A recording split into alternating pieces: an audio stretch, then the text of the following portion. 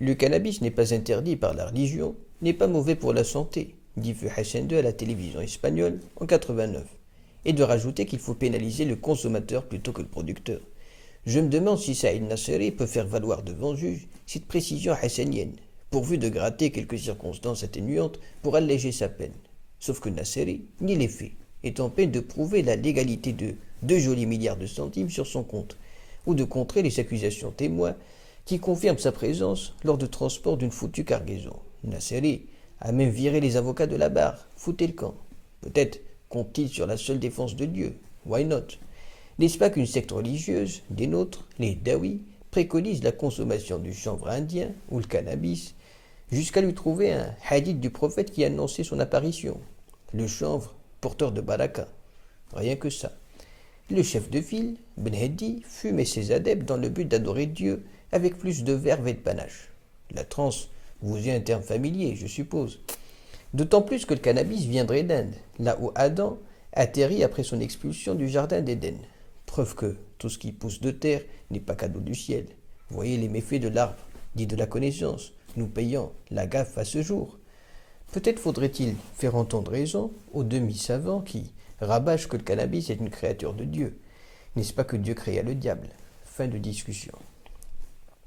Et si le cannabis poussait en Inde grâce aux feuillets qui couvraient Adam, feuillets qui, desséchés une fois ici-bas, tombaient et laissaient pousser ce miracle de kiff, comme ils auraient été à l'origine de l'oud? Qui sait? Puis en Inde, les bouddhistes sont connus pour la fumette. Mais passons. Un peu de culture ne fait pas de mal. Pas celle du cannabis, cela s'entend, celle d'une tête bien remplie. Pas d'allusion faite au niveau scolaire de Nasseri qui est de même député. C'est pas le sujet. Mais peut-être irait-il plaider non coupable et avancer le motif religieux. Fumer un joint vous rapproche de Dieu. Oserait-il? Ou de concocter une forme de djihad en herbe. Why not? Certains diraient que cette herbe destinée au marché européen est à l'adresse de mécréants ennemis de Dieu. Bon moyen de faire la guerre sainte, du soft power. Affaiblir l'ennemi, qui est bon client, avant d'assurer sa conquête. Les Anglais, sans Dieu, ont fait de même, ou presque, avec les Chinois, leur fourguer de force l'opium en paiement de marchandises importées de Chine.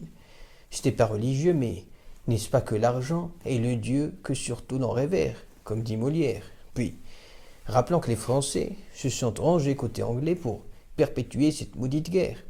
De retour au Maroc, à nos fakirs de Douar, cet argent peut nourrir des bouches affamées, construire des lieux de culte, des écoles, et le dealer d'être gratifié du titre solennel de l'Hajj faiseur de bien, et de dégainer le canon religieux, la nécessité suspend les interdits.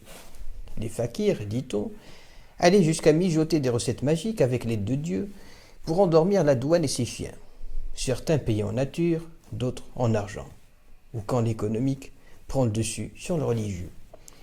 Mais ce jeu ambivalent a ses limites. En 93, sous Feu Hassan II, le joli monde international s'est tellement plaint de la vitalité de nos affaires, les jaloux, que l'on était porté par politesse à sévir contre nos narcotrafiquants, y compris les hajj d'entre eux, pour ne citer que Dib, le loup pour ceux qui ignorent notre dialecte.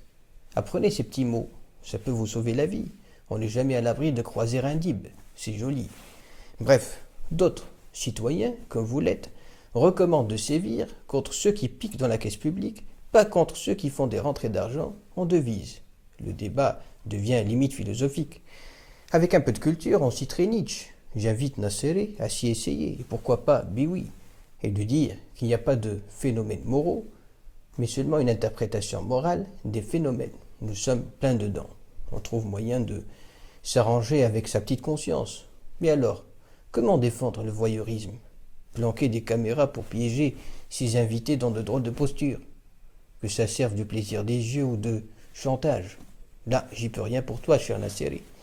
Même Omar ibn Khattab a failli perdre l'œil d'un tir de pierre, pris du curieux désir d'escalader un mur pour surprendre de gentils ivrognes.